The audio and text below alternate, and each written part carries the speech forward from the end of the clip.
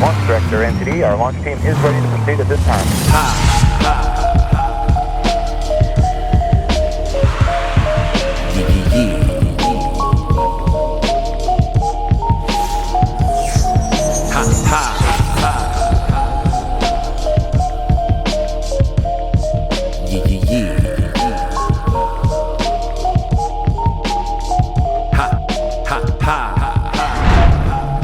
Welcome back. Episode 62 is on the clock, and these are the Journeyman Chronicles. We call that JMC, where I'm from. Where are you from? And my name is Felix C. Arroyo. I am the Journeyman. Who else you know got a name like that? Nobody, except me. Anyway, I digress, because this isn't about me. This is about us. That's what this podcast is. I'm talking to everyday people from Lancaster City, Lancaster County, Central Pennsylvania, the surrounding areas, 717, hello. Everybody's got a story. Everybody's got a journey. And that's what this podcast is focusing on, because I want to get to know different people and learn about what they've gone through and what they've had to do to go from A to B, to still stand. So I'm talking to people that are doing big things. I'm talking to people that are doing very private things. They're just living their life. You know what I mean? They probably weren't even thinking about being on a podcast and shit. You're probably watching this right now, not realizing that you may even be on the Journeyman Chronicles yourselves one day. It can happen. Why not? Why not share your story? We all learn about each other, and then we all become better people for it. Let's talk about what we got on our plate today. It's episode 62, and I'm talking to none other than Mr. Cutting Edge himself, Amit Corso. Amit's journey is no different. We share a common bond in regards to like getting our first haircuts at Champs. Shout out to Champ Paul when he had the barbershop there on the corner of Ann and King. I remember I grew up on 4th and Coral. And I tell this to Amit that I had to walk to Champs to get my own, my very first fade. And we talk about the importance of that hair, that style, the fade, how important it was to the culture.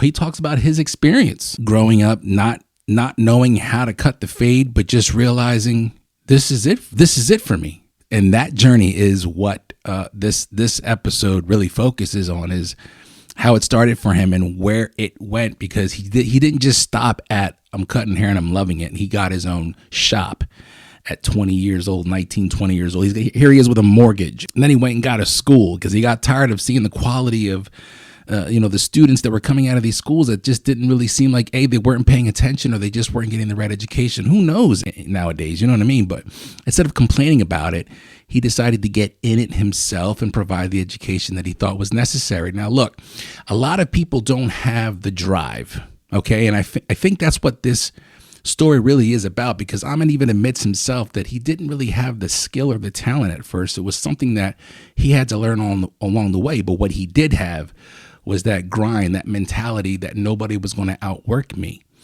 And I believe that really is the caveat in a lot of these journeys, not just on this podcast, but any story that you hear of somebody doing big things, where it's like, I have a goal and this is it. And sorry, I love you guys, but none of you fucks are going to outwork me. And with that mentality, with that grind, comes good things. You can never fail at anything if you're trying, because even something that doesn't work in your favor is an opportunity to learn. It's an opportunity to re-up, to just regather yourself. That's the good thing about this. And one of the things that personally I've been enjoying is the hard, difficult times with learning this podcast. It gives me another opportunity to wake up the next day, God willing, and go, all right, let's do it again, because that's how much I want this. So Amit's journey is exactly on the scale of, this is me, this is what I want, nothing's going to stop me. Let's go. And I hope you enjoy it. This is the first time I met him. I've heard of Cutting Edge before, but having to sit down and actually meet him, listening to the story was very, very impressive. I was very caught off guard with learning just little things. And I don't want to kind of spoil it for the listener here, but nonetheless, shout out to all of his friends and family and colleagues, because the 35-second clip that I shared of this episode coming up was the most shared clip I've ever had shared. It was bananas. Nonetheless, you can tell he's got a lot of people in his corner that love the guy. And so that says a lot about this guy's character. So having Amit here, shout out to Eric Fenstermaker. I got to talk to Amit because of Eric. Eric hit me up, a good friend of mine for over 25 years. And he was like, you got to have him on the podcast. So I did. And here it is. And this is episode 62. This is Amit's journey. And these are the Journeyman Chronicles. Let's go.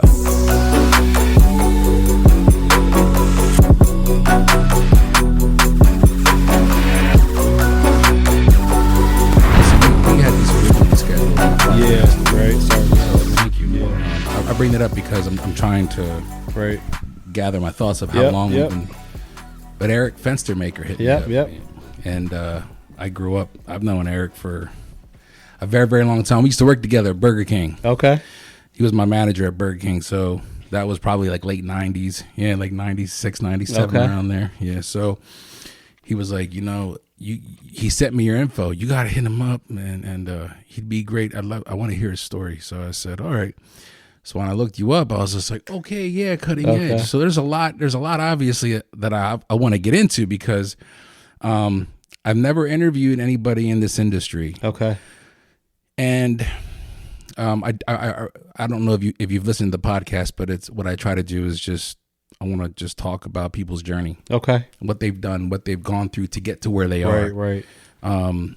And it's anybody and everybody. So I'm talking to people that are doing big things. I'm talking to people that just live a quiet life. Right.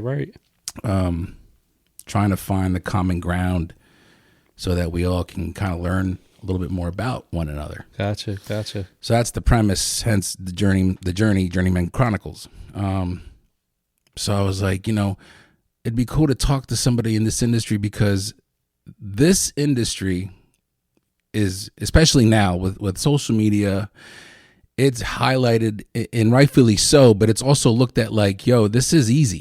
Right. And especially in the world right now where not only are you running your own barbershop, but you've opened up a school.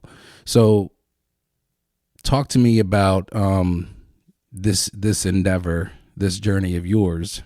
Let's start from the very beginning. How long have you been cutting hair? Okay, so I've been cutting hair since I was I did my first haircut when I was 13 years old. Okay. So it was just a shape up. There's kind of a backstory to that.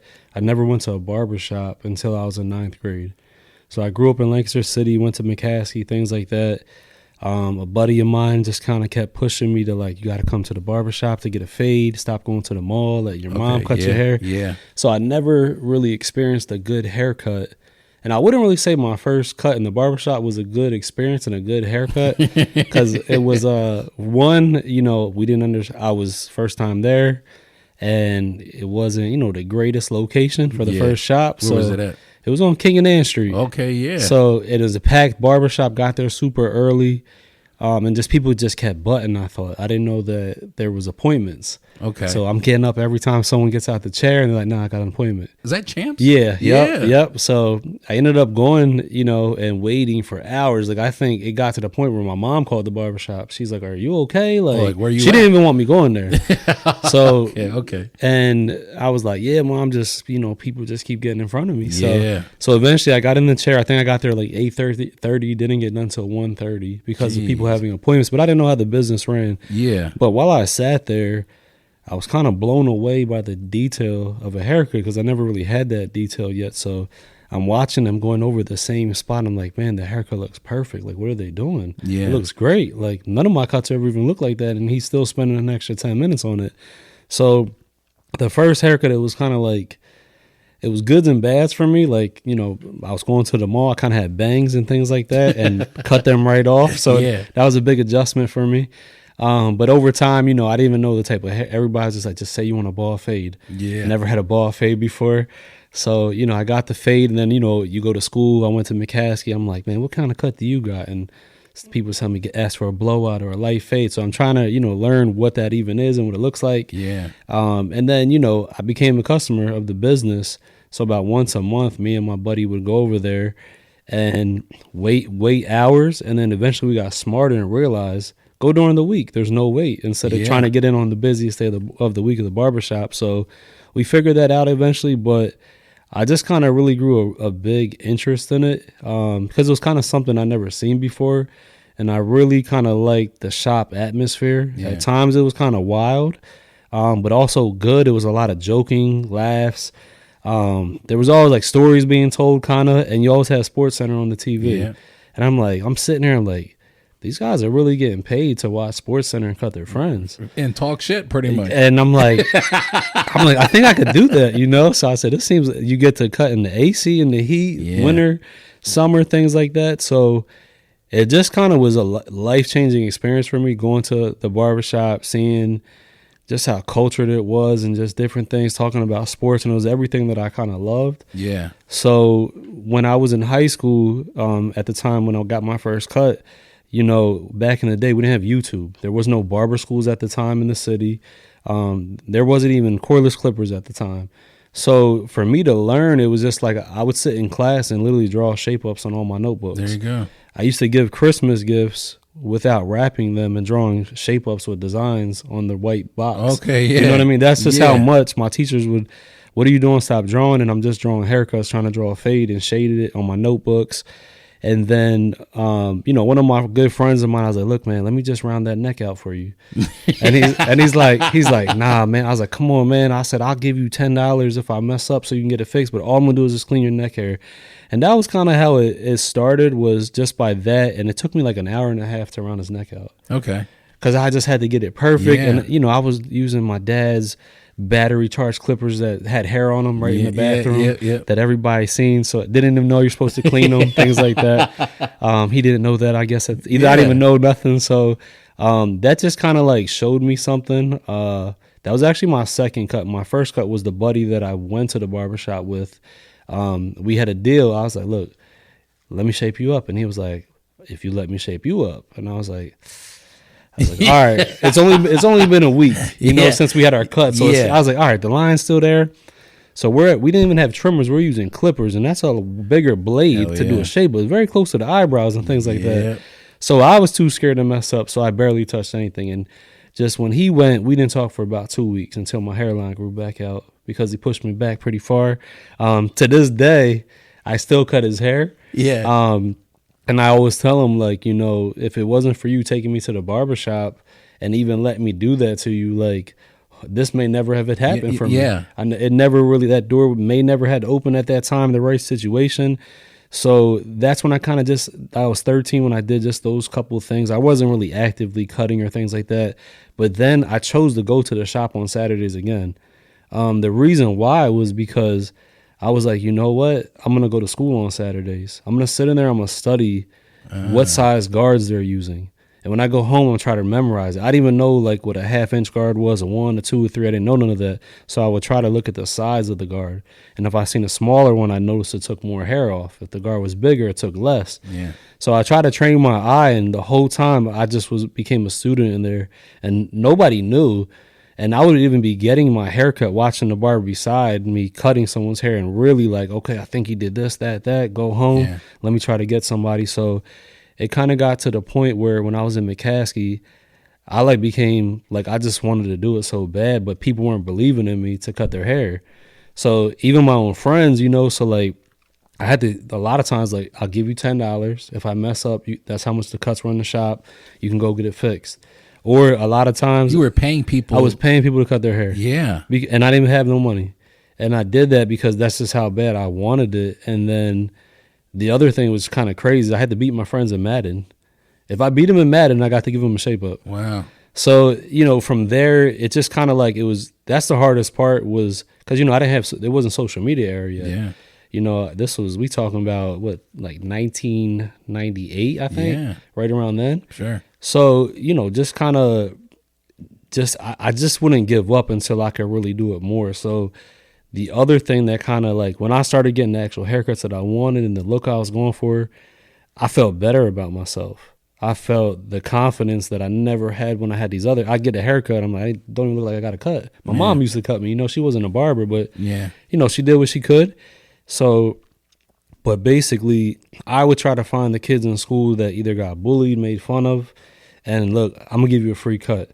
And they looked at me, they're like, all right, you know, so those were the ones that I wanted them to feel that same feeling that I felt when I got a haircut from a barbershop, and I know I wasn't that good. The one thing that I thought I was pretty solid with early on was just my shape ups. Gotcha. But I couldn't fade for nothing, like lines everywhere. But I always felt like the average client is looking in the mirror straight ahead. If that line's good, we probably good. Yeah, yeah. So it kind of just went from there, and then by the time I became a sophomore, I started cutting a little bit more. But by the time my junior and senior year, I mean, I was cutting people every single day, taking 3 to 4 people home, cutting right in my mom's basement. Wow. And it was nothing fancy at all. An old dresser, 140-watt light bulb in the ceiling that's yellow. Yeah. A chair that didn't spin. My neck duster was a paintbrush. Gotcha. And I took a Nike shoebox and I drew a pricing sign and drew a guy with a shape up on it and named my basement called HHU. And it stands for Hooking Heads Up. Okay. So that was the name of the shop. And then kind of down the road when it kind of got time to open the shop, I was like, I don't think that's going to be really brandable. It's catchy now, but we're going to keep that for the basement. So I like the conversation and the process of like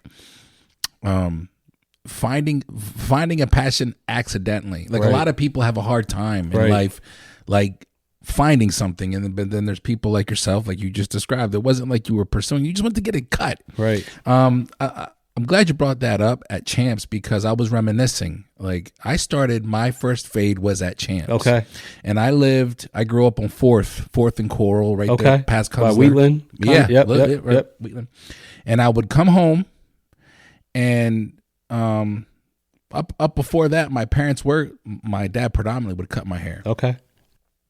But like back in those days, they didn't get haircuts very often for the kids. You cut it low so it lasts. And my mom loved my curls. Okay. So I had a fro, and she loved it, but the older I got, the more I got bullied. Okay. Because I went to school with Wheatland. It had a lot of white kids in there, but there was also there's a lot of black and a lot of Puerto Rican kids, and all I saw were the people of color that had the fades. Right. And if you didn't have a fade, you were going to hear about it. Yep. Or if you had a line, you were going to hear about it. So I say that because by the time I got into middle school, I was like, you know what? I need to change something. And a family member at the time took me to Champs. Okay.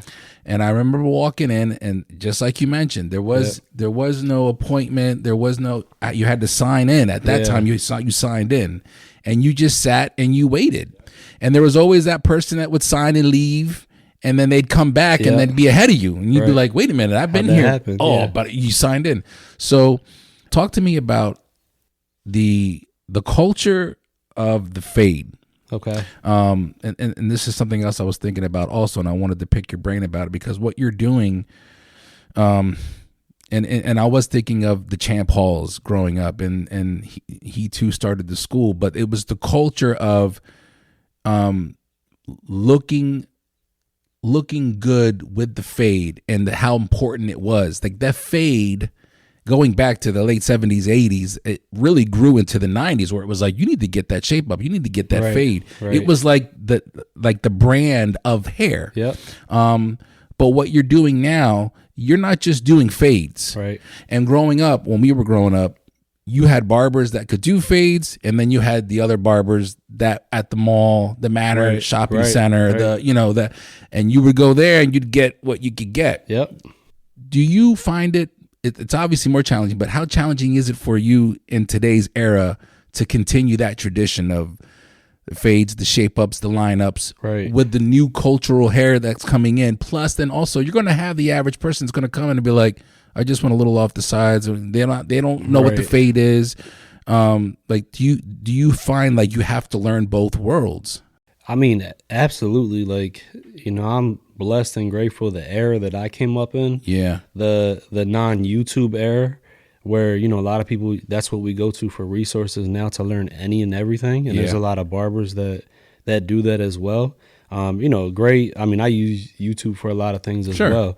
But, learning without that and through trial and error, the great thing about like my business and also my clientele is it's so diverse. Word. I probably cut every single race you can think of. You'll never see a 50% of one race in my chair, even in a day probably. Wow. So I'm doing from scissor cuts to gentleman's cuts to clean fades to designs to hair coloring, all in a day. So, and that was one thing, like I didn't want to just do a fade all day. Yeah. I don't want to just do a comb over all day either. I would get bored of it. Like I like that every client is kind of a new thing that I'm doing. So it just creates variety, but it also helps me build my clientele. If I can only do a bald fade, I'm losing out on 50% of potential customers. So being diverse is like, if you want to make it in today's industry, in our city, there's so much competition. You have to be able to do everything. Otherwise, you're closing the door on a big potential clientele that you're missing out on. So, just at our school, like our school's pretty diverse as well with our students and our clientele. So that's helping grooming, the next batch of barbers coming out, that they are well-rounded, but they also get to see me do demonstrations on all my clients that come from all different backgrounds, from different like career paths, that like clients that I have, to everyday life jobs, things like that. So it's definitely super important that you're able to attack any and every type of hairstyle. So if you are a barber, it doesn't say I'm a barber that only does a fade. Yeah. You're supposed to be trained and know how to do every haircut at a satisfactory level when you leave barber school. That's basically the goal, and then you grow from there. You know what I mean? So yeah, absolutely everything. You gotta be able to do it all. Yeah, and I would think that it's also on the flip side, you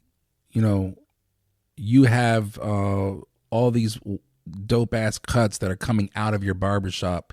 Do you ever have that experience where people of other races, where an older white gentleman might be hesitant to get the cut there because all he sees is, what I mean? Like, I'm sure now that you've got your brand out there, it may not be as troubling, but at first, that transition of like, listen, I'm not just a ball fade barber. Right. So it's funny you bring that up because, when I actually worked at Champs. That's where I got my job at my first start.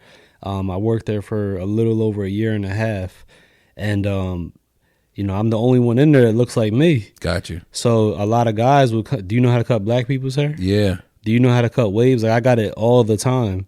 And I'm like, yeah, but you making me feel like I don't, So I said, but you can also wait for someone else if you would like, if you're that, worried if I can or can't. So it would get it was frustrating sometimes. You know what I mean? Sure.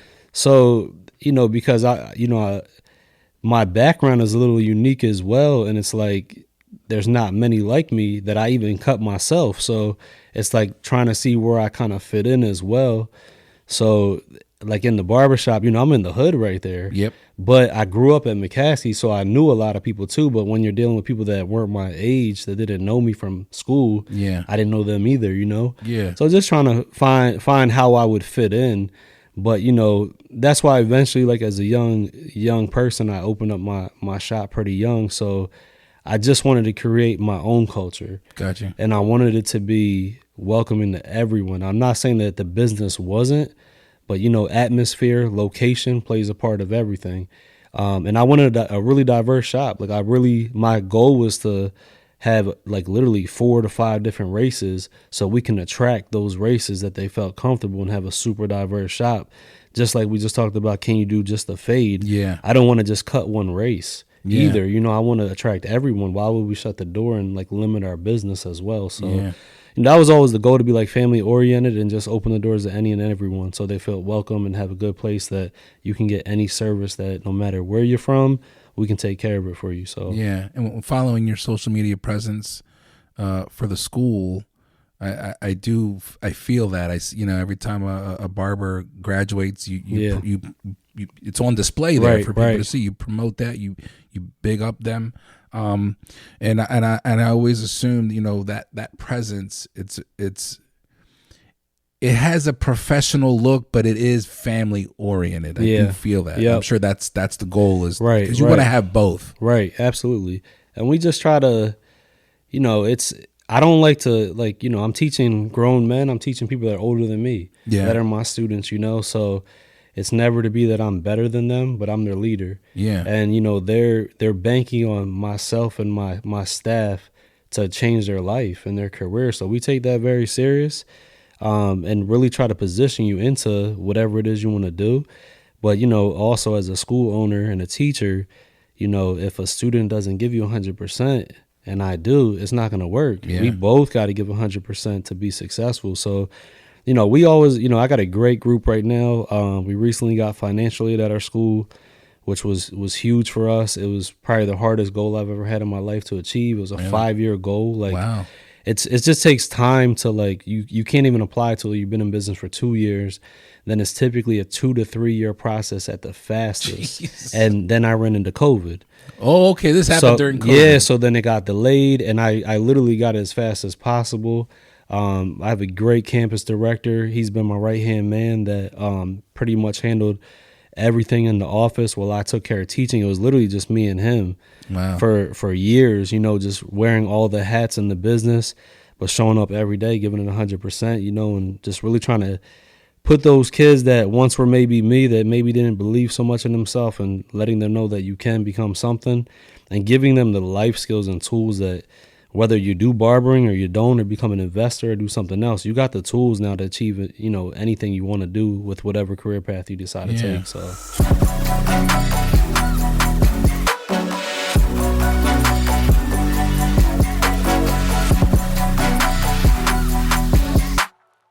At what point does the barber school come into play?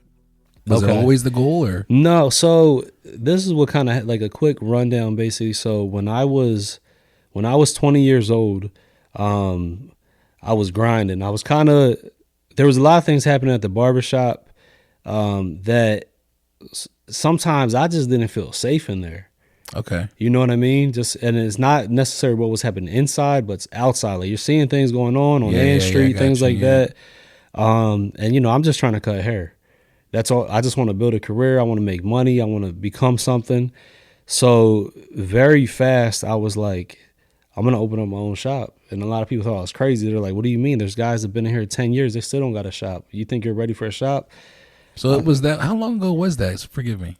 When I opened my shop? When you decided, like that thought process right I was 20 years old. Okay, so I don't know how old you are. So I'm 39 right now. Okay, so you're talking about 20 years ago, and people had that thought then of opening your own shop. Like, why would you do that? Yeah, because, I was only cutting hair, like, in the shop for a year and a half. Oh, so they figured, like, you haven't been here long enough to have like, those ambitions. Right, and I'm like, I said, you know what? I said, but I'm going to bet on myself, So, I basically, kind of what happened was when I graduated high school, I went to college. I ended up playing baseball for Delaware Valley, and I loved baseball. I wanted to make the major leagues. That was my dream. And that's all I ever wanted to do as a kid was play baseball, and then cutting hair kind of came into my life. Then I started cutting my baseball team. And then when I went to college, I cut the whole campus basically. Wow. So when I went to college, where'd you go to college at? It was at Delaware Valley. Okay. Yep. So things just kind of didn't work out there for me. I had some issues happen up there that kind of almost made me come back home. Okay. I talked with the coach at Millersville. I was going to try to play there. That summer, I got offered a job in the barbershop. They seen one of my haircuts I did in my mom's basement. They knew me already because I was a customer of the business. It was like, hey, we seen this cut. You want a job? And I said, yeah, but I don't know how to do a fade, though. And I just remembered they were like, you'll learn. And I was like, well, how? So the minute I hung the phone up, I said, all right, I'm in. Wow. I hung up the phone. I called my two little brothers. I said, come on, y'all getting bald fades right now. So I spent about 3 hours, and my clippers almost exploded, and it wasn't great, and I still didn't know what I was doing. So my biggest fear was messing someone up and them being unhappy. Sure.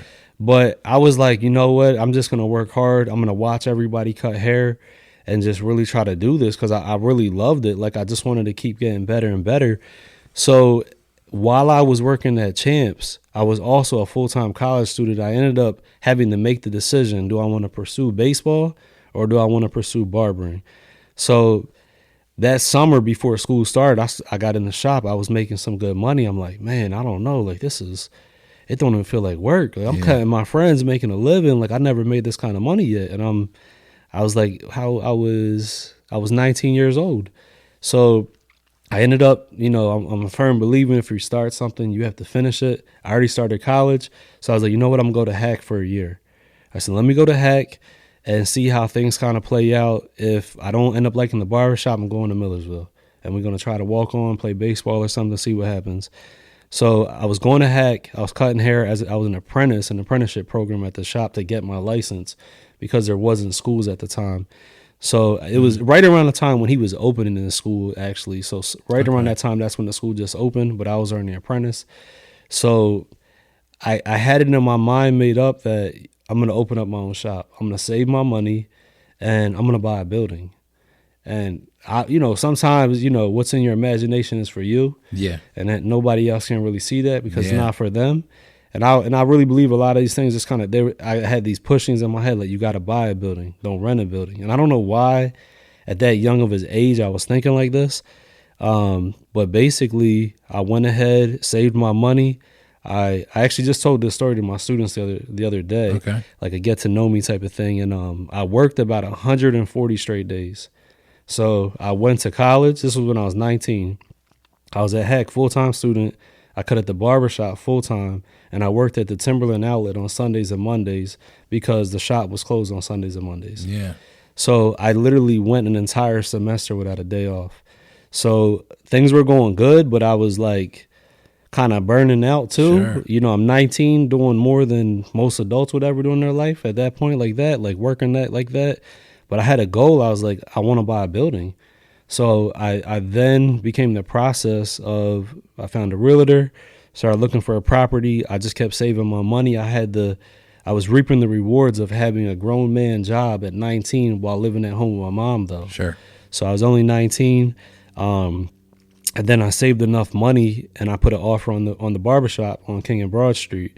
They accepted the offer. The minute I signed that paperwork, I went ahead and called Champ, and I told him, like, can I talk to you in person? And he kept trying to push to, like, hey, just tell me over the phone. I was like, nah, it's kind of important. So I ended up going down to the school at the time. The school ended up opening up. We had the conversation, and I was scared to tell him. The biggest reason was I didn't want him to fire me. Yeah. Sometimes if you're telling someone you're leaving, you can just pack your stuff up. Oh, you wanted to ride out the time you had. Yeah. But I wanted him to be the first person to know that I was leaving, and I wanted to give him, it was basically a 6-month notice. I wanted to give him 6-month notice to replace me. That's a really dope notice, though. Yeah, like, that's I hope, like, as a man, me going to him face to face, telling him this, that he respects that I'm coming to you as a man. I told him I'm not here to take your barbers when I leave. I just want to leave in good conscience with you, and I appreciate the opportunity you gave me, but I signed the contract. I got a mortgage now. I got a building. I got to renovate, but I wanted you to be the first person to know because you gave me the opportunity. I don't want you to hear this from anybody else.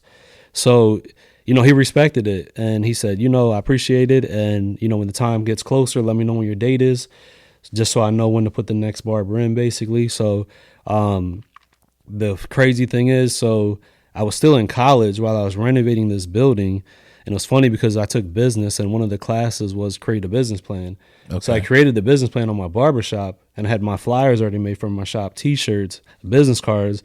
My professor was blown away. He was like, "You really made all of these things?" I said, "What do you mean made it?" He was like for this presentation? He said, "You have real business cards and like T-shirts and things like that." And I was like, "Nah, like I'm opening up my own barbershop." He said, "When?" I said, "Well, graduation is January 2nd, 2003. I said, "My grand opening date is January 3rd, 2005, the next day." Wow. So I didn't even go to my college graduation because I was preparing for my shop because the next day was my grand opening. So me and that professor actually became really good friends. And every single month I ended up cutting his hair. He came to my shop because he kind of didn't believe it, I felt. Yeah. He was like, "Damn, you really?" So because you were young. I mean, you're young with this, right? And mortgage. I was 20 years old. So he was like, "Man, so you really did this?" And I got an A on that project. I got some bonus points because having business cards and things like that. But me and him built a relationship where we would go to Allison's Diner for breakfast once a month. That's cool. So I still keep in contact with him. He actually moved to Florida now, but it was just good. He kind of mentored me as well with certain things as I was going through business. He was my business teacher. Yeah. So it was kind of like, and I didn't have that relationship with him the entire year until that project. And then he like had a better understanding and respect for me once he knew like I was going through all of this stuff, like trying to get a shot while going through school, things like that. So that's kind of what happened. And then we opened up January 3rd, 2005. this January will be 19 years for us. So Look at that. yep.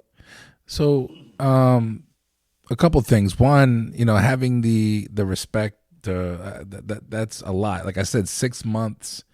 Because some people just don't do that. Nah, they don't. But the fact that you recognized I'm sure, and I don't want to speak for you, but I'm sure in that moment you were like, I know, like you said, I'm not here to take your barbers. You were already aware of what this may look like. Absolutely. Because that's the nature in that the business is right. Barbers that go start their own business. Is it sometimes frowned upon from other barbers? Like, yo, now you're my competition, but now don't be taking.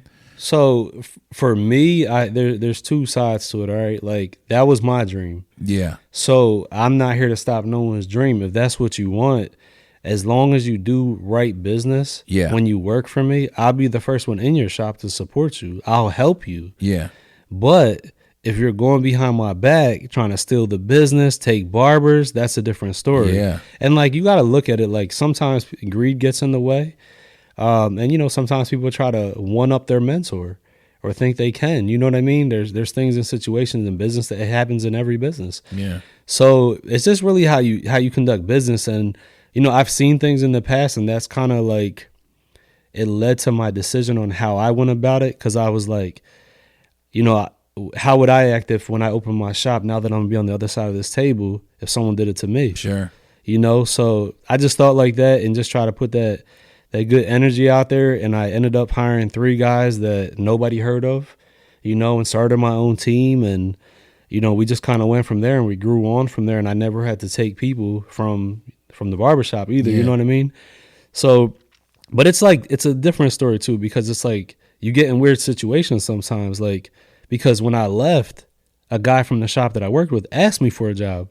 Okay. I didn't tell him nothing. Yeah. But you get into the things where sometimes people leave and they're like, look, man, I'll drop your rent lower than what you're paying now. You want to come with me?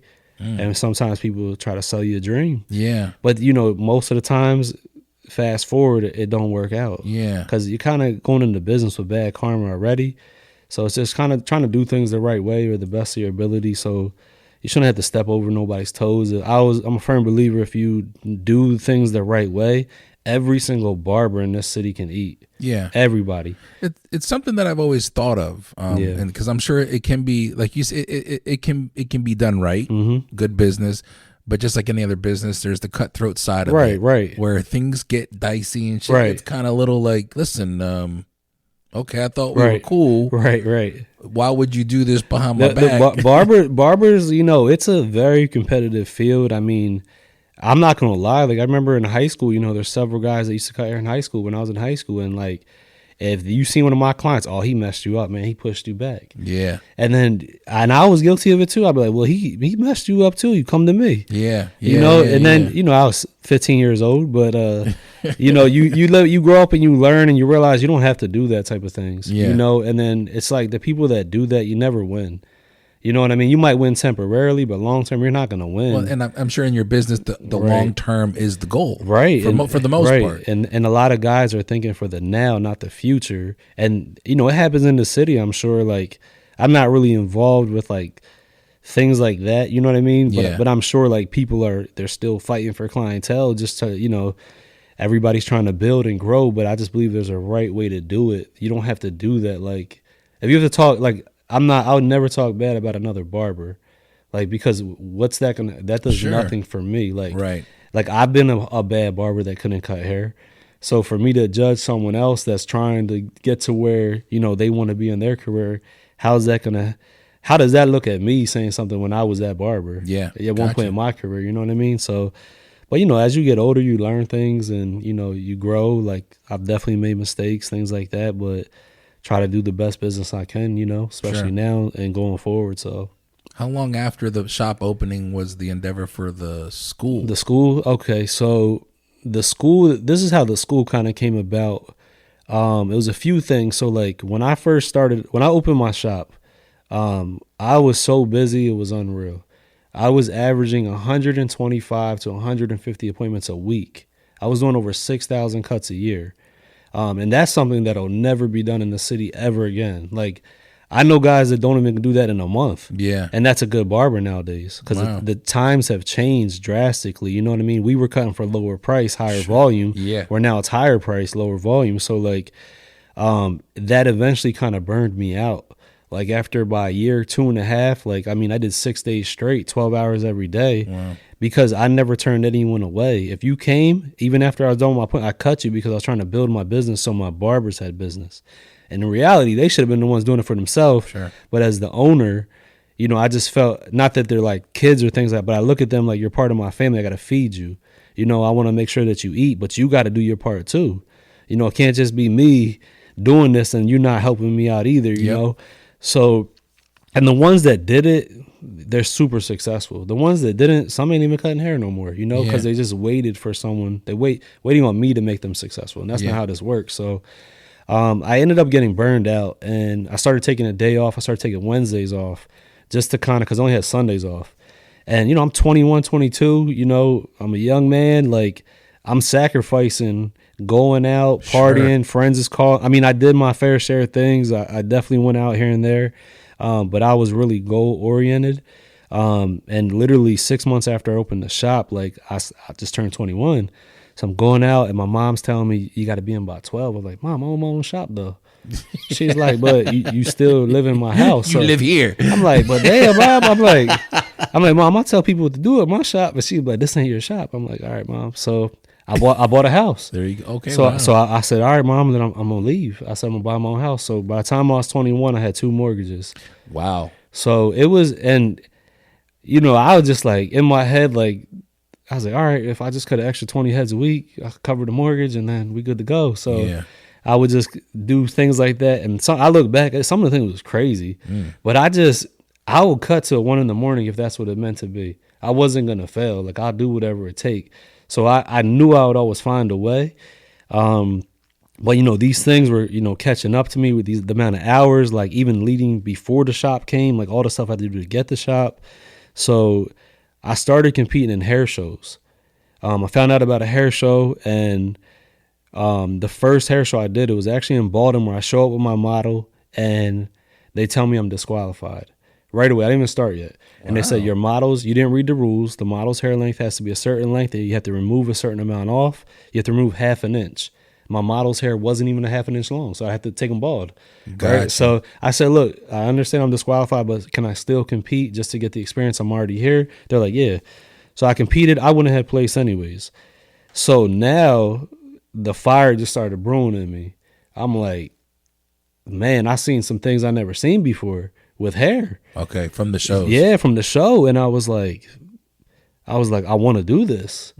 So that kind of recharged me and re-sparked me, you know? So like I started competing in hair shows everywhere, like Atlanta, Florida. I've been to Jersey, New York, just kind of, I went to Boston, like any hair show I was there. And I won about, I think, 11 first place trophies. I won 11 straight shows. Oh, wow. And then like a 2-year, and I changed everything to now I want to be a celebrity barber. Gotcha. I want to cut celebrities. And I want to cut NBA athletes, professional athletes. I'm going for it. And there wasn't this is when MySpace just came out now. Okay. So the way to connect with people still wasn't the way it was today. Yeah. So I remember competing against a guy that was from Miami. At the time, he was a celebrity barber, and I just beat him. But me and him became great friends. Like, he's an amazing barber. He definitely could have won just as well, but we just connected really well. And he said, you got to come out to Miami. We'll take over the city. He was cutting like Roy Jones Jr. at the time. That was like his big A-list client, like when he was a star, you know. Yeah. That was like when he was like Tyson, basically. And I went out there, and he actually had a job interview set up at Paul Mitchell's barber school, and I just got my teachers when I was 23. Yeah. And he was like, look, you can get an hourly rate job, get your insurance, and then you can cut with me afterwards, build your clientele. Once you build up, you can let go of the job, and we go take over. And I was actually with my wife at the time, and we went out there, and I don't know, something didn't feel right. I remember my sister just had her first child, which was my first nephew, and I didn't have no kids either. So I don't know, when it's your first, you almost look at it like, oh, I'm having a kid too. Yeah. And I was like, damn, if I move, I'm never going to see this kid grow up. Gotcha. You know, so, and then I'm a mama's boy too. And I was like, man, I don't think I could be away from my mom and my family. So I was like, I can't walk away from what I already have established. I already have a business that's doing good. So I turned that down and just really started working in different directions. But really trying to build a brand for myself outside of the city as Amit Corso, from hair shows. I was in a lot of magazines, newspapers, things like that. From winning these shows, they would do publicity things for you as well to feature in national magazines. Wow. And that kind of created a buzz for me throughout the industry that led to other opportunities that came down the road. But kind of like going back home is the biggest reason for the school was when I would get people asking me for a job, they lacked everything. No license, no professionalism. They're cutting in the basement thinking they're good. They don't know how to clean their clippers. And it was just like, and I wasn't getting the quality of people that I want to hire anywhere from the schools. So I was like, this is crazy. Like, to me, I was like, what are you guys learning? Are you not being a good student? Because I don't ever blame a school all the time. Gotcha. Because sometimes it's the student. I have students sometimes that give me zero effort. Yeah. So I understand you can't change everybody. Yeah. But the bigger percentage, they're gonna do their part, So I was like, am I just getting these bad apples, like just the wrong ones? So what I started doing was apprenticing people in my shop. So I was like, you know what? If you're that serious, you take the apprenticeship, I train you, you get your license, and I can mold you to who I need you to be and the type of atmosphere we're trying to do. Because one bad apple in the shop, it's like a cancer. It starts to spread. So you got to cut that out right away and try to replace it with something good. So for me, as I got older in business, the one thing I used to, as a young barber, I always try to hire talent. And talent was the worst thing to ever hire. So I started hiring good people that had the drive. There you go, because then you can mold them. And the work ethic. Yeah. If you got there on time, I'm like, he's going to be a good one. Because I was like, if you already have the drive and the work ethic, I can get you great. I can make you to who you're envisioning yourself to be. Because I wasn't naturally talented. I wasn't gifted at barbering. I really had to work hard. My gift was my drive and my motivation. Like, I'm willing to outwork anybody. Gotcha. So that's what took me to where I am today, is because of that, because I know I outwork people that were way more talented, and I kept going higher and higher because of the drive, and that's something that just comes within. It's not taught in a book. You know what I mean? Exactly. So that's kind of what led me to the school. I kind of got to the point where, I was just frustrated with what was coming in and just basically watching barbers fail. I and what I mean by that is I tell my students this, in orientation day one, so it sticks with them. The barbering industry is a 90-10 industry. 90% of the barbers are not doing it. Oh, wow. They are doing bad. 90%. And only 10% of these barbers are really doing good. And now when people hear this, they're going to be like, I'm nice, I can cut. Look at my Instagram, right? Do you own a house? Do you pay taxes? Do you have an IRA? Do you have health insurance? A barber is a businessman. You're an independent contractor. Yeah. So I don't care how good you can cut if you still live at your mom's house and you can't afford to get a car because you don't pay taxes, you don't have a credit. So I was like, when I open up a school, I'm going to teach the next generation to become businessmen first, barber second. Because if you can be the greatest barber, but you don't have this, you're going to cut till the day you die. Right. And the goal for every barber is to cut because you want to, not because you have to. Yeah. So that's the biggest thing. Like, I know there's some older guys in the city that've been cutting since I was a kid. I don't know them personally, but to me, I don't think that's good. Yeah. I love cutting hair. I'm going to cut till the day I die, but it's because I want to. I feel like that's how it starts, though, right? It starts with the lure of, like, this is nice. I can cut and have a life. But putting a 10-hour shift at 60, 70 years old, I'm not doing that. Yeah. On your feet all day. I'm going to cut in the nursing home, because I want to do it, like, let me give you a design or something, but these are the things that, like, I really want to help the next generation and people that come through my school and my own barbers. That's the goal, is to really set them up for success, not only in the barbershop, but in their personal life. But at the end of the day, they're going to get the information. It's up to them what they do with it. Yeah. So like in my shop, like, I'm super proud of the team I have. We probably have the most licenses in one shop than any shop in the history of Lancaster. Really? So we have 3 teachers, we have 4 managers, and 8 licensed barbers.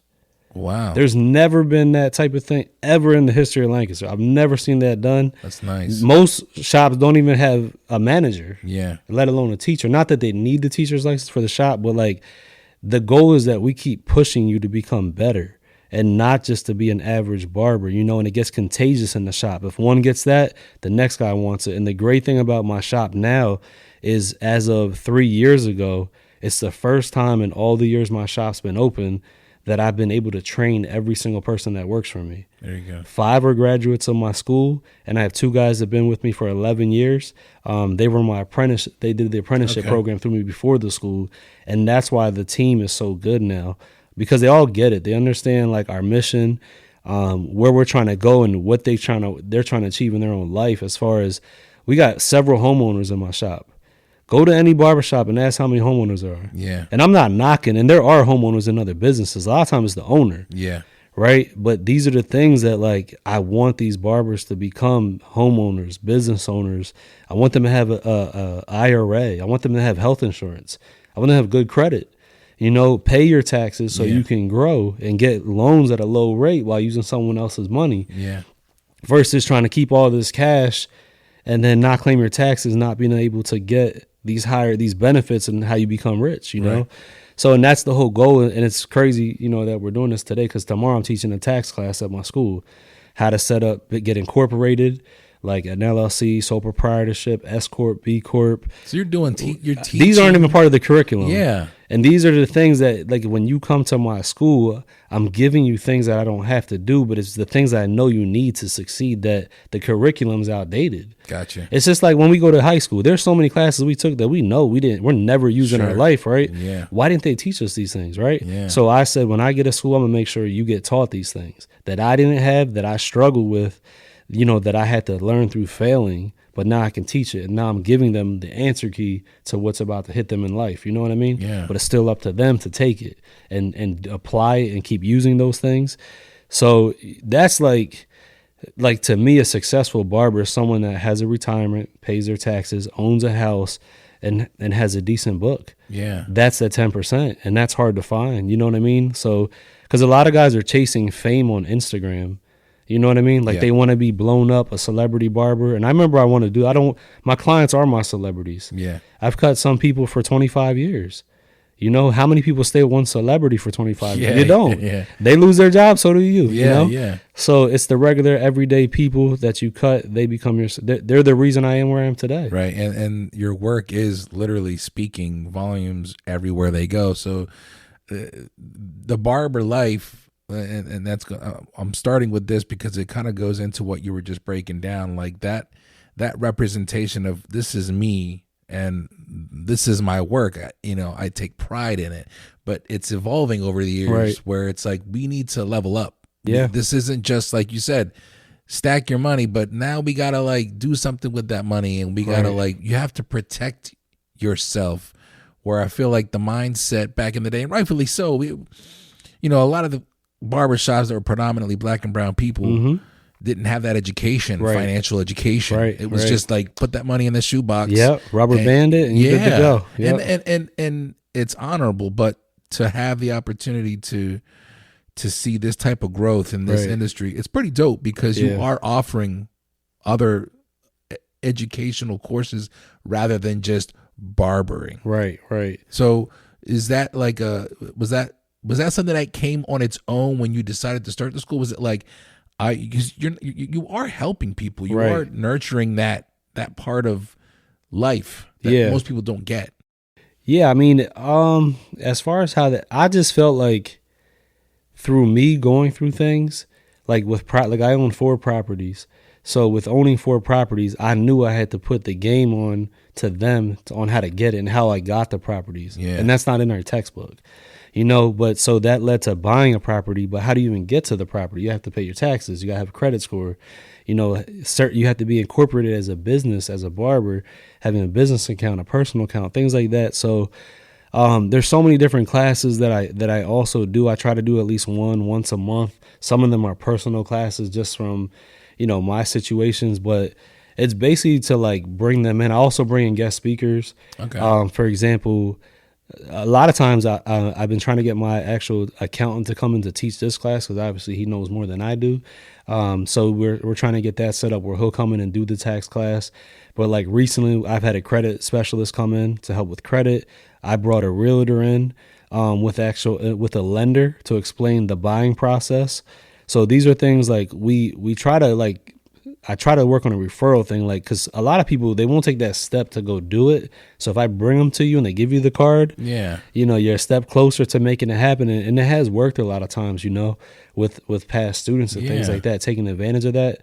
So we're just trying to like be that one-stop shop. Like, you're going to really learn a lot more than cutting hair. And, you know, I tell them like 2 things in day one, like, and, you know, you kind of get that deer in headlights look. I say, it's day 1 orientation. I said, how do you plan to retire? And they just look at me like, I just started day 1. What do you mean? Because this is the day you need to start thinking about that. Like day 1, like you got to have a plan. You don't think about this when you're 60. Yeah. You know? So, you know, just trying to really motivate them, encourage, and really lead by example with the things that I'm doing. And I try to share like my stories with them as I'm going through it to hopefully encourage them, but also let them know you can do this too. I'm a regular person with 2 clippers like you, Yeah. and I'm making it happen, you know, so you can do the same thing. Like, so recently I just did an Airbnb in the Poconos. Okay. So that's my 4th business I have. So like my wife and I did that. So I was kind of sharing the stories with a lot of my students, and it became where I didn't share. They just kept asking me about it now. Like, how'd you do this? How'd you do that? And then now they're getting the game on that, you know, that's going to help them someday when they decide to do these things as well. And I was just telling them, you got to be more than a barber, you know, and, you know, the average millionaire has 7 streams of income. So get you 7. Yeah. All right. So let's start with the cutting hair. That's your foundation. If you do the right things with your money, it can lead to these other branches that can open up these other doors. But I also tell them that your goal doesn't have to be a millionaire. The goal is to be happy. Yeah. You know, so whatever it is you want to do, happy, exactly. get there. So chase what you love. Yeah. Don't chase the money. You know, so just whatever it is I'm a firm believer. Whatever I want, I can get. Yeah. I know I have to work for it. So it's a matter of putting the time in, the work. Is it worth the time and the effort? But that's how you have to have that mindset, you know. And it's like you just gotta go for things, you know. You gotta be ready to leap. So Yeah, I've especially now. I'm 44, and for the past, I'd say probably like 10 years, I started wrapping my brain around that. Like, I know I have to put the work in, but I can do it. Right. Or sometimes you can get caught up in self-doubt or the fear of failure. Right. But I've been embracing the possibility of failure more and more. Right. And because of that, it's easier to be like, I'm just going to fucking do it, dude. I'm just doing it. You have to have an effort attitude. Yeah. You have to. Like, in the reason why. Forgive me, I curse, man. You good, man. I forgot to ask you if that was I don't care at all, man. But you got to have that mentality, man. And the biggest reason why a lot of people don't leap is because of the fear of what others would think if they fail. Yeah. So you got to kind of just clear your mind and not think, like, because your mind is telling you to fail. You didn't even do it yet. Yeah. You know, so stop thinking it. Yeah. And I'm just like, you're on the clock. We're gonna die someday. Right. That's the thing. Like, if that's not more motivating to yourself, that you should go do any and everything you ever wanted to do. Yeah. Like, why not you? That's what I always see in my head. Like, if I want a Lamborghini, why not me? Why can not? he have it and I can't? If I want a mansion, if I want this, that, why not? Yeah. What do you think these things are made for? It's made for us to have. Yeah. We just gotta go get it. Yeah, I'm at the point in my life where I'm like, I just want the little things. Like, I want time with my family. Absolutely. And working right at where I was working before. I was working as a dock worker for 11 years for FedEx, and I'm like, I have no time. Right. And so it's like the little things. Like, I want quality time. I want to be able to do the things that I want to do. Right. And when you start looking at things like that, it's like, okay, then it's not so much like I want fame and fortune. I just want to be happy and comfortable. And slowly things just start happening. Right. If you keep that positive mindset.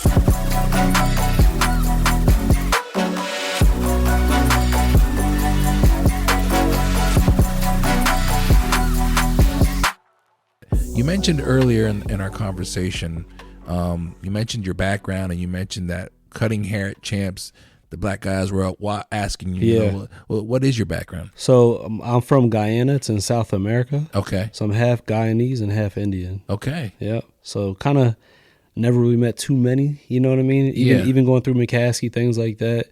So that kind of like, you know, growing up, you know, there was not many that I could relate to because I don't really have family here besides like my mother, my brothers and sisters, like no cousins. No, I was born in New York, so all my family's kind of in New York. Okay. So it was just kind of like, you know, where do I fit in? Yeah. You know what I mean? So it was always like, I don't speak Spanish.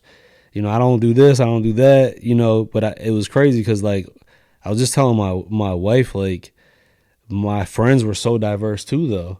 Like it was literally a group of 5 different races. Yeah. And I'm like, you know what? Maybe these guys don't feel where they fit in, and that's why we together sometimes, you know?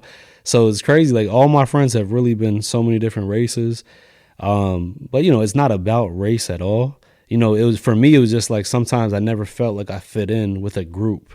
Yeah. Because I didn't look the same. You know what I mean? Or something like that. So that was just something like even in the barbershop, you know, like people look at me, there's no way you can give me a nice haircut. You don't even have the hair like I do. And that's what a lot of people look at. Yeah. They're like, well, how you gonna do my hair when you got straight hair? Yeah. And people think that you can only do the type of hair that you have sometimes. It's crazy the perception of what, you know what I mean? I'm like, the clippers don't have like a race on it. You know, either does my license. But the thing is, I never even thought of it. Like I never thought of that. Yeah. Like that dynamic of you're not black or you're not Puerto Rican or Spanish rather. Right. You know, you're not Latino. So can you do a fade? Right. Especially women in the industry. Yeah. It was like, well, I don't know. Like my barber's a woman. Yeah. And it was in when she offered to cut my hair, it was because my barber didn't show up. Right. And I was like, I immediately was like, okay. I never had a woman cut my hair, and it was the first time I realized, well, I never had a woman cut my hair. I was like, all right. Yeah. And she's been cutting my hair for 7 years. Wow. So it's just like that stereotypical barrier Yeah. that's like conditioned in our mind. Right. And women get it the worst too. You know what I mean? Like I had a woman that worked for me in my shop. I had female students in my school, and they still get it. Like the guys will hey, can she do my cut? You know? And I'm like, yeah. Like, what do you mean? Like, so they, you know, I feel like no matter who you are, you're going to face similar challenges. Absolutely. From some, and that just kind of comes with the territory. It probably comes in every job. Yeah. But you know, those are the things you can't let it stop you. You know, you still got to find that way. Sometimes it might be relocating to a new shop, a different type of environment, because every shop has its own culture. Sure. No two shops are the same. And it's just like my school. It's so crazy how it is that like when the class graduates, the culture changes as the new group comes in, because every student is like, I got so many, like 50% of my students now aren't even from Lancaster. We got students from Lebanon, Harrisburg, Reading, York, and you know, they're driving and stuff like that to get to school, and they're from completely different backgrounds, grew up in different areas. And like right now, it's probably one of the coolest groups I've had. And it's just so crazy how they're coming from all different areas, and we came together and created a great environment. Like these guys are great young professionals, and they're just, it's cool. But now a few will graduate, a couple will come in. The environment can go great or it could go sideways. Gotcha. But the key to having great environment is having structure in your business. Absolutely. When there's no structure, it's going to fail. I think having structure and also like you're obviously aware that dynamic will change. Right. And to not get too attached to how things are. Because for me, it gets to the point sometimes like this is almost, these are my barbers now, not even my students. Sometimes I'm like, damn, my barber's leaving me to go to the shop because he graduated. Yeah. You know, so, and it's like, you know, I definitely miss students, things like that. You know, some are such a joy to have, you know, make my job exciting. Like I love students that pick my brain and just become a sponge, and just, I tell them, use me. Like I'm here to give you whatever you need. Like I don't hold nothing back from them, personal stuff. Like just, we did a cool class like recently, and I never did this before. So we actually just finished it today. So I usually always at some point share my journey and my story, my timeline from when I started cutting to how I got to where I am today. Because a lot of them don't know me. Some do. Some of my clients are in my school now. So it's some that know me, some don't. So I share that, and I was like, I'm gonna do something different this time. I'm gonna ask for volunteers to share their story. Oh wow. So it got deep. There was tears. Oh, for real? Yeah, like it just gave me such a better understanding that I didn't know about them, like their struggles that they went through to get to school. You know what I mean? Yeah. And like it just made me want to be an even better teacher. Like one even said, I didn't realize it. He's like, I look at you as a father figure, not my teacher. You know what I mean? So like those are the things that like sometimes you don't realize how you're impacting someone. Yeah. I look at it, this is my job.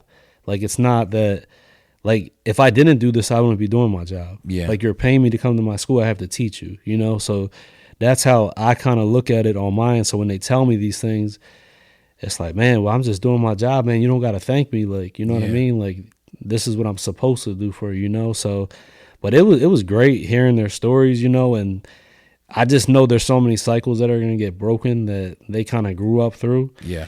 So it was a beautiful thing, and it's something that now, like going forward, I'm definitely doing this every class. I was about to say, does that ever make you like kind of hearing that? You said this was the first time. Yeah. Was there ever a moment during this first experience with that where you were reminded of your own upbringing through this journey of yours? The craziest thing was like that. I think it was probably everybody except maybe one person. Like basically nobody had a dad. Gotcha. Like either had a dad and dad walked out. One of the two things happened both times, and I'm in the same boat. Yeah. So it was like your dad walked out. Forget. Yep. I think I was around 7 years old and never seen him. So like I started mine out with I don't know what's worse, never seeing your dad or having one and never seen him again. Gotcha. So these were things that like we all related to, and now they're like, damn, you really were just like me.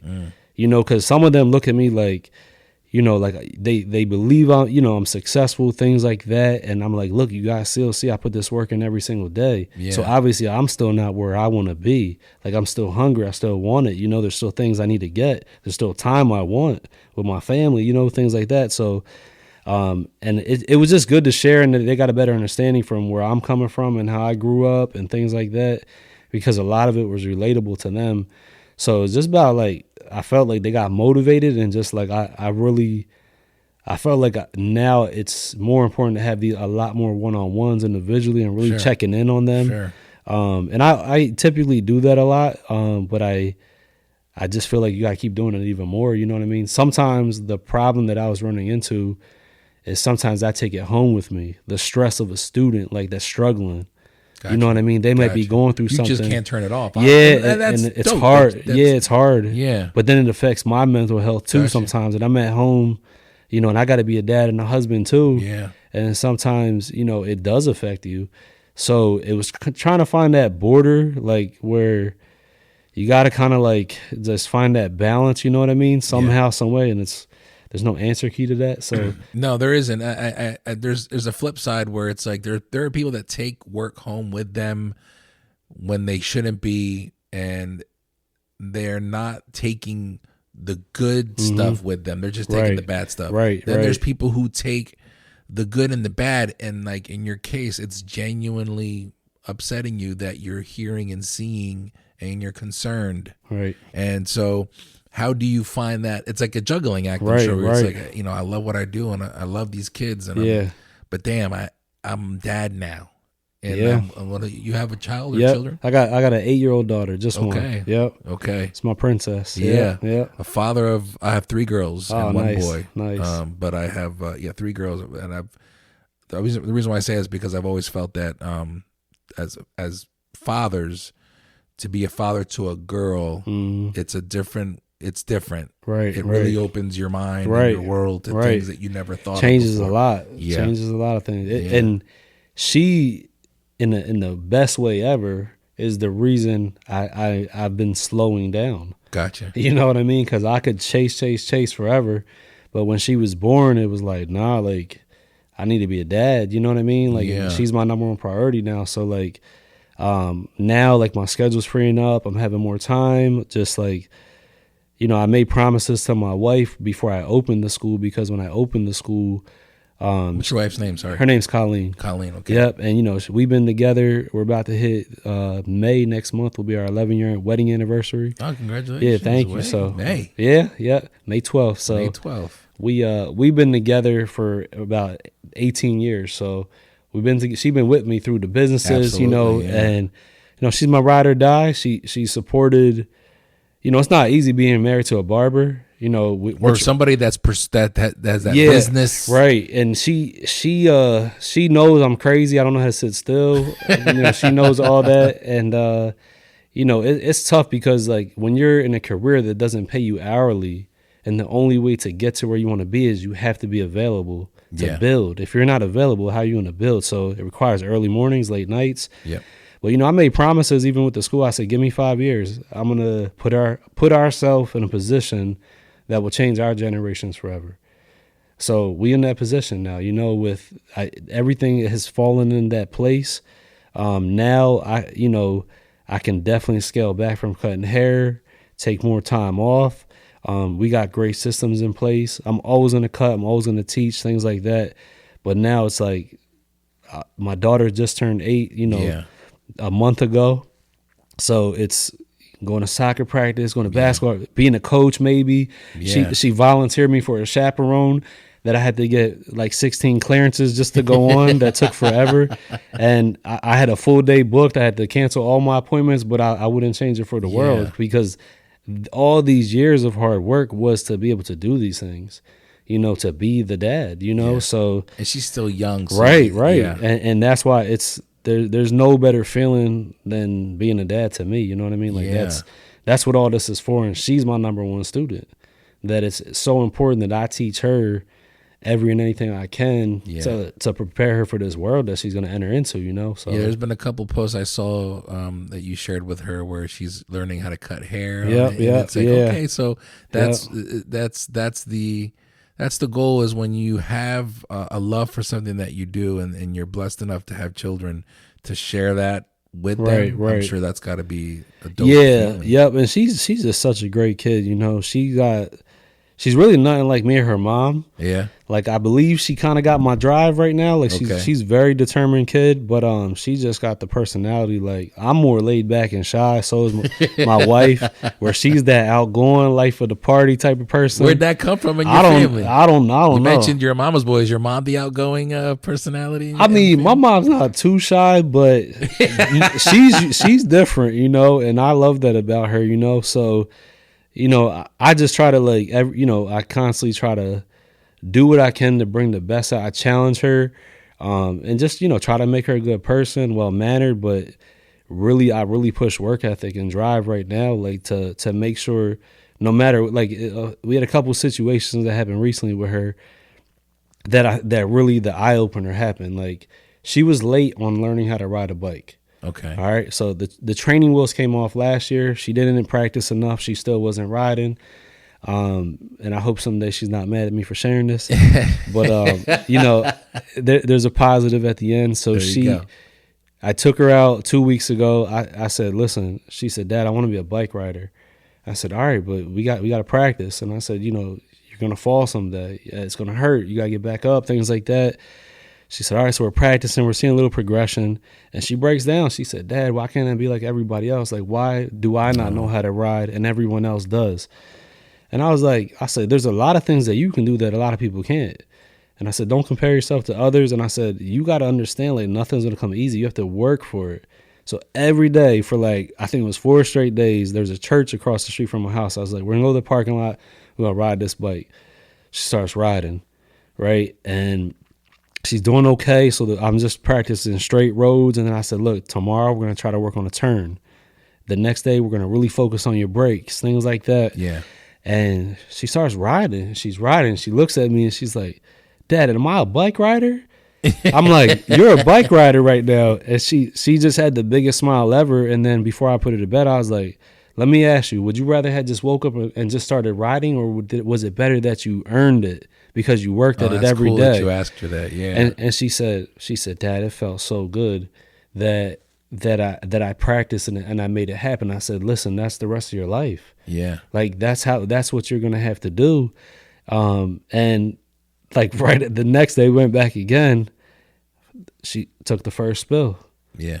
Knees bleeding. Yeah. So she's kind of far away from me. So I run over. She's crying. I'm like, hurry up, get on your bike and ride back to the car quick. And she's cry riding. Oh. She's like, Dad, she was like Debo from Friday when he took the bike. He crying on the way home. And she's like, Dad, why am I riding? I said, because when you get knocked down, you got to get back up right away. And I said, did you still make it to the car? She said, yeah. And I said, okay, you alive, right? And she said, yeah. I said, okay, let's go take care of it at home. You're going to be fine in the morning. So just with those little lessons, like I try to do a lot of lessons and like challenges like that so she thinks mentally. Because, you know, this world ain't a great place that our kids are entering into. So it's just trying to mentally prepare her. Yeah, it's scary. Right. And just put those things in their mind that hopefully will help them throughout their life to make sure that, you know, they can stand up for themselves, things like that, and know how to get in and out of situations in the right way too, you know? So just little tests all the time for me she's going to get. Yeah. Having those experiences as a father where it's like, you know, I need to give you, I don't want to say tough love. It's something that used to be said, but for me now, it's kind of just like, I'm trying to teach you how to be strong. Right.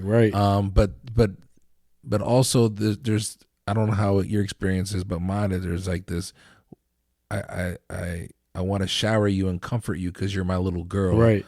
But I also want you to be strong. Right. And so it's like this like delicate dance of, right. I don't want to be the helicopter parent. Yeah. With my little girl. Yep. But like you said, jump back on the bike. Yep. Let's go. But is there ever a time where you're just like, oh, it's my girl right there? Yeah. So you know what I mean? This is so that's how I am. I guess maybe that's me admitting that. It's definitely. I mean, I only been a dad for 8 years, so I only got 8 years of experience. So what happened in the car ride home is, you know, I made her get back up to just prove to herself that, you know, if you get back up, if you fall, you can get back up and you're going to be okay. But then in the car ride home, I was like, listen, it's okay to fail. Yeah. It's okay to cry. Like you have emotions and so do I. So I didn't tell you to get up to stop crying. I never told you to stop crying. Cry, let it out. Yeah. Because this ain't the last time you're going to cry. So I want her to like understand that being happy is great. Being sad is something that you're going to have to deal with and understand how to get through it. And by you going through experiences like this, it's going to prepare you for each thing that happens in your life, but just by a little bit every time. You know what I mean? So I just hope she takes something from, and I kind of keep reinforcing, like, if she's mad, it's not always like, oh, let me comfort you and give you this or let you watch that. No, go ahead. Let them emotion out. You got to get it out. I don't want to just blindside you with a gift or something to like repair it temporarily. Right. We didn't fix it. Yeah. You know, so I want you to feel the pain of what you're going through, and you're going to be fine. And then the next time something happens, you're going to pull something from you going through it rather than avoiding it with a gift or something. You know what I mean? So I'm a big believer on teaching first before I give her. You know what I mean?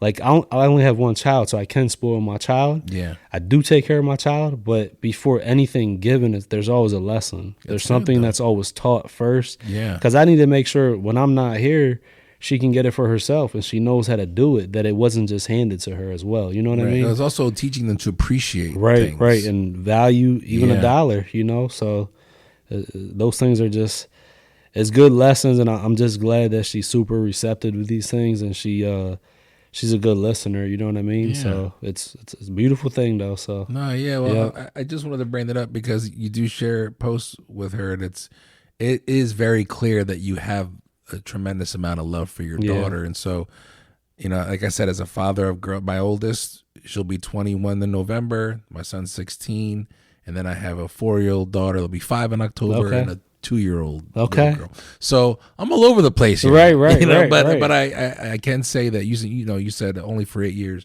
but I feel like you're doing a phenomenal job just going about it, because there is no handbook. Right. Especially with parenthood, it's almost like you go off of what you've learned as a child watching your parent or parents, and then you say, well, there are some things I liked and there's some things I don't like. Right. And I'm just going with my gut feeling. Right.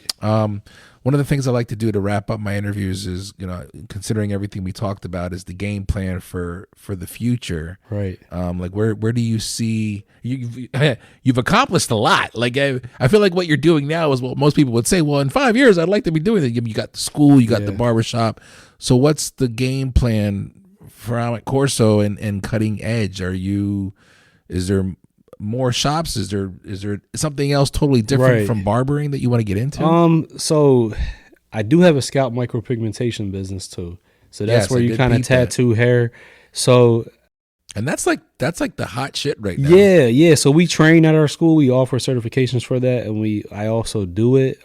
So the next couple of years, I mean, for me, like right now, the next thing that's happening May 1st, we're starting a second shift at my school. So that's going to be we're going to go through a lot of changes. So it's double the students. So double the students, more headaches usually, you know, not necessary from our students, but just like staffing, just is there business coming in for them to cut? There's a lot of things that I have to worry about and work on to make sure that I deliver the best education I can to them guys and girls, things like that. But for me personally, like I'm really trying to get my life back. I don't want to say I've been a slave to my business, but I mean, I've lost friends. I missed out on things. But essentially, like I love what I do, so I don't really feel like I missed, like it was a choice for what I love. But I with losing friends, I want to reconnect with people. I lost hobbies, so I don't really have many hobbies. So it's like really trying to find myself, rediscover who you are. Yeah. And what I want to get into, my interests, and really like scaling back from work a lot. And just kind of like, I tell my students all the time, the owner of Walmart doesn't work at Walmart. Yeah. I said, so someday the owner of the Cutting Edge isn't going to work at the Cutting Edge. Yeah. All right. So I'm always going to be in there no matter what. And it's not like I'm ready to step away or anything like that, but I'm really trying to focus on my family life. Yeah. And just really myself too, and just get back to kind of being normal. Like recently I started taking off every other Saturday, and I haven't had a Saturday off since high school. Wow. So it's like working over 20 something years without having 2 days off back to back, because my shop was open 6 days. It's open 6 days a week. So just really like working smarter, not harder. I do want to get one more property at some point. I'd love to buy a beach house at some point. There you go. So just I got the mountain house and try to get the beach house. Is that something to rent out or something for you and your wife to kind of enjoy on? So for both of them, I mean, I'm a businessman, so there you go, if I can get it paid off through Airbnb in 10 years, and then we just do what we got, and it's ours, and I want to keep these in my family, give it to my daughter, I would love to do that. There definitely is the possibility of buying a bigger school. We only have 13 chairs, so with a night shift, our max would be 26 students in a day. So the goal is if I can get a school that holds 30 chairs and maybe only have one shift, then we're getting more in one shift with less, not having to do double the staffing, double the responsibility. And if things are going great, we can go to 60, so it's things like that. But I'm not in no hurry with those things. Like I said, like we just got financial aid last October. So just really trying to, just try to get, I really want to travel a lot. Like my two favorite things in life is probably traveling and eating. Okay. So I like to eat good. Go eat where you travel. Yeah, just eat good and just go experience the world, like go to different countries and things like that. Like I really want to travel every 3 months. I want to be out the country somewhere every quarter. I would rather do that than have materialistic things. That's the things that I love. So I want to plan for those things. I look at things like that as like a math problem. What plus what will equal that gift? You know what I mean? So that's what I'm really want to do. So the goal is to travel 6 times a year. Yeah. You know what I mean? And just really just keep doing that and seeing life. And then I might end up getting into some YouTube things like that. Try to do some online things for barbering, stuff like that. Tutorials or so possibly like a subscription based type of thing. Yeah. An online academy. Okay. Things like that. Nothing's set in stone because I mean that's a lot of work to do those things. Sure. And if I do it, I gotta, I want to do it right. So, but right now I told my wife I'm not doing anything because like every year it's been something I was doing, like throwing a hair show in the city I did or something, or competing or something. It's always been something I was chasing every year. So I'm trying my best not to do nothing and just kind of get. How is that? How easy is that to turn that off? It's It's got to be hard because you're naturally. I mean, I'm competitive, you know, Yeah. and I don't know who I'm competitive with. It's really myself. Yeah. Like I don't know. I always see that clock and like I just want to try to achieve and do everything before it hits zero. So it's hard. Like even like, you know, I'm thinking about, I mean, my clients probably don't want to hear this right now, but I kind of probably going to raise my price so I can kind of that lose. happens, though. So I can kind of lose. Like I'm booked out 4 weeks. That's not the first time out. I've heard that a barber say that though. Yeah. Like I'm currently booked out a month in advance. Yeah. And kind of rule of thumb, if you're booked, you're too cheap. Yeah. So I need to kind of raise my price to kind of like not cut as much because the other businesses are requiring more of me. Yeah. So I need to do that to free up the time. But the problem with that, it's not about, you know, it's not about like the clients. But the biggest thing for me is like that it's bittersweet is that it's kind of coming to an end, my cutting, like where it's not going to be nearly as what it's been. Yeah. And the thing that I'm having issues with is the relationships that I really value. Those conversations with my customers, man. That's like a lot of people. like that's priceless. Like, and I would just like miss not seeing this guy every Friday at this time. Like, so it's like it's just kind of scaling back and like I've been meaning to put it on my site for like 2 months out, like effective this date. Yeah. These are the new things, and I haven't done it. Like, and I was supposed to do it 2 weeks ago. So, and it just. I don't know what's stopping me, but it's that fact that like I'm stepping away almost. Yeah. You know what I mean? And it's bittersweet because this is all I know. It's like the proverbial tale of like, you know, when somebody retires or when like the athlete retires and they have a hard time leaving. Right. Because yeah. it's like that's all you know. And that's exactly what's happening. It's been your life. That's exactly what's happening. Yeah. So it's not that I'm leaving for good, and like I said, I'm always in a cut. It is a change of pace. But things they have to get cut down in order for me to grow other things. You know what I mean? To work smarter, not harder. Sure. Oh, and you also have like you said, you want to honor and respect your personal life and your family time. And that's coming first. It has to. Right. Yeah. So that's, I mean, you saying it like that's got to be the motivation to do it. There you know? go. So, yeah. Yeah.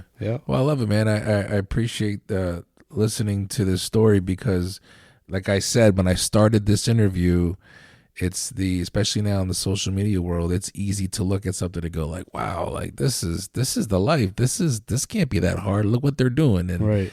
But there's more pieces to the puzzle that people don't see. Right. And it's also that caveat, which is like, you got to want it. Right. You got to be willing to work 140 days straight. Right. You got to be willing to not do anything but this for years, right? Where that you're eating and breathing and thinking. Yeah. And there's and the dope thing about it too is finding that partner in your life to come on board and deal with the good and the bad, but also see that vision with you, right? Because you don't feel like you're being pulled away from your passion, right? Because the end result really is, like you said, wind down and spend time with those that you love. Absolutely. So.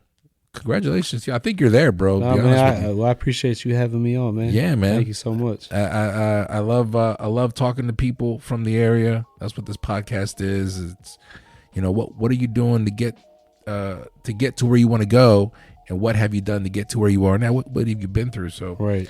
This is just another chapter in the Journeyman Chronicles. I appreciate it, man. Thank you. Thank you. Appreciate it. This is it. Amit Corso, thank you so much, sir, for stopping by, for sharing your incredible journey. I wish you nothing but more success. I think you know what you're doing, though, dog. I mean, you've already proven that. 20 years in the game. There's a lot more levels that I'm sure you want to achieve. Like you said, 7 ways of income, 7 sources of income to become a millionaire. I've heard that before from Ariana Chanel earlier in the podcast. It's something that I've always kept a mental note of. You've always got to reinvent yourself in regards to a businessman, and I salute you, sir, for doing that, showing the people in your area that are following you, that are inspired by you, showing them something decent and positive.